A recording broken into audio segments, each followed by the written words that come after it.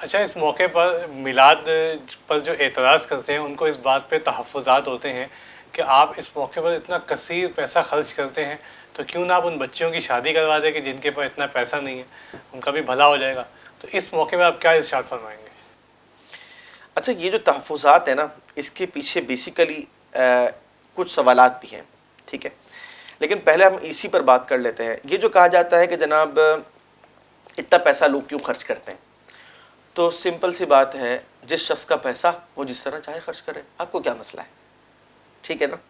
اور دوسری بات یہ ہے کہ یہ جو شادیوں کے حوالے سے بات کی جاتی ہے، یاد رکھیے کہ اہل محبت وہ جس وقت کہیں کچھ دیتے ہیں نا تو اس طرح دیتے ہیں کہ سیدھے ہاتھ سے دیا، الٹے ہاتھ کو خبر بھی نہیں ہوئی.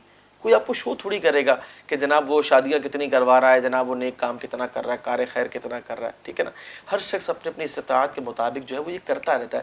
تو یہ فضول سوالات ہیں. ہاں، اس کے پیچھے جو اصل بات ہے وہ یہ ہے کہ امت اظہار مسرت کیوں کرتی ہے، خوشیاں کیوں منائی جاتی ہیں اتنے بڑے پیمانے پر، ٹھیک ہے، اس کو سیلیبریٹ کیوں کیا جاتا ہے.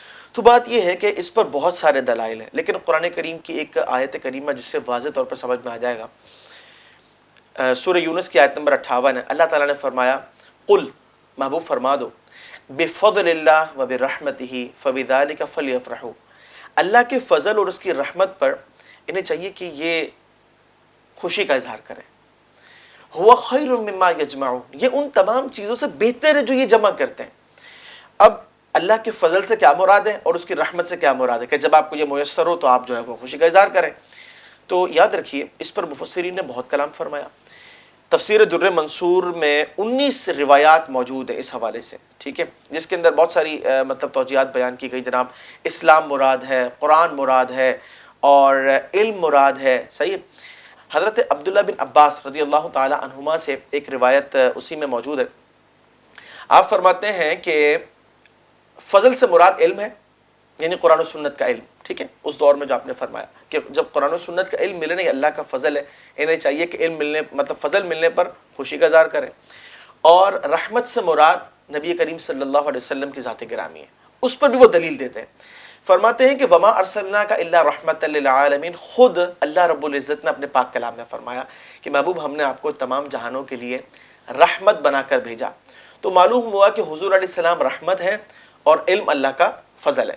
اب جب یہ ملے تو انہیں چاہیے کہ یہ خوشی کا اظہار کریں. تو جب نبی کریم صلی اللہ علیہ وسلم کی ذات گرامی اللہ کی عظیم رحمت ہے اور اسے قرآن میں بیان کر دیا گیا، تو پھر اس کے بعد یہ سوال کرنا کہ یہ خوشیاں کیوں مناتے ہیں، بھائی اللہ تعالیٰ کا حکم ہے، ٹھیک ہے نا. اور منانے کا انداز ہر ایک کا اپنا اپنا اس لیے ہو سکتا ہے اور اس کی گنجائش بھی ہے جب تک کہ وہ شریعت مطہرہ کے اصولوں سے ٹکراتا ہوا نہ ہو. کہ اللہ تبارک و تعالیٰ نے یہاں پر مطلق ارشاد فرمایا انہیں چاہیے کہ وہ خوشی کا اظہار کریں، جس طرح چاہے خوشی منائیں، ٹھیک ہے نا، صدقہ کر کے منائیں یا آپ نوافل ادا کر کے منائیں، تلاوت قرآن کر کے منائیں یا روزہ رکھ کے منائیں. بہت اچھا یہ کہ روزہ رکھ کے منائیں، روزہ رکھ کر بھی منائیں، اس لیے کہ نبی کریم صلی اللہ علیہ وسلم کی یہ مبارک سنت اور آپ سے ثابت بھی، اور جتنے لوگ معترضین ہیں ان کو جواب بھی مل جاتا ہے. تو خلاصہ کلام یہ ہے کہ اللہ تبارک و تعالیٰ نے ہمیں یہ حکم ارشاد فرمایا اور ساتھ میں یہ بھی فرمایا ہوا خیر مما یجمعون، یہ جو جمع کرتے ہیں نا، جتنا دن دولت عزت شہرت، ان سب سے یہ بہتر ہے کہ اللہ تبارک و تعالیٰ کا شکر بجا لائے اور اس کی بارگاہ سے نعمت ملنے پر خوش ہوں، ٹھیک ہے نا، اظہار مسرت کریں. اور یہاں پر میں ایک امام راضی علیہ رحمہ کا ایک قول ہے، آپ بطور فضیلت بیان کرتے ہوئے لکھتے ہیں، کہتے ہیں کہ جو شخص محفل میلاد کے موقع پر وسعت نہ رکھتا ہو، ٹھیک ہے، وہ نمک بہت سستا ہوتا ہے اور گندم اگر یہی پیش کر دے تو اللہ تبارک و تعالیٰ اس کو تنگ دستی سے محفوظ رکھے گا. اس وجہ سے امت کثیر تعداد میں مشرق و مغرب، آپ سمجھ لیں کسی ملک چلے جائیں آپ، ہر جگہ اپنے اپنے طور پر جو ہے امت کار خیر کے اندر حصہ لے رہی ہوتی ہے اور اس کو دل سے مناتے ہیں، سیلیبریٹ کرتے ہیں. ہمیں بھی اس کو کرنا چاہیے اور اللہ تعالیٰ اس کی برکتیں جو ہیں وہ ہمیں عطا فرمائے گا. خلق السحاب وخلق الماء خلق الشمس في الفضاء سبحان خالق الحياة